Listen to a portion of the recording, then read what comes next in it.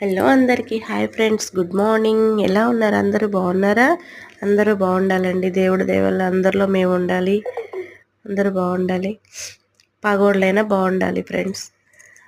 చూడండి, పొద్దున్నే ఇడ్లీతో వచ్చేసాను. నేను ఇడ్లీ వేస్తున్నానండి మా వారికి. పొద్దున్నే వెళ్తారండి ఈయన 8:30.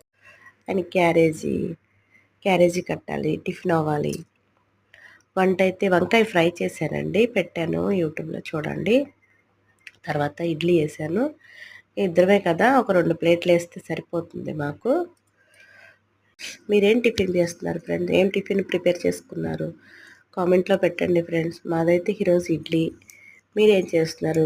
దోశ, ఇడ్లీ, చపాతీ ఏం చేస్తున్నారు? ఆ వీడియో నచ్చితే లైక్, కామెంట్, సబ్స్క్రైబ్ చేసుకోండి. ఇడ్లీ అయిపోద్ది. పుట్నాల పప్పును మామూలుగా వేరుశెనగ గుళ్ళు వేసేసి చట్నీ చేశానండి. చేసే ప్రాసెస్ తీయలేదులేండి.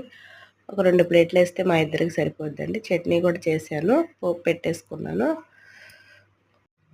పోపు అయితే పెట్టుకున్నానండి. జలుబుగా ఉంది కదా, ఆయాసంగా అనిపిస్తుంది.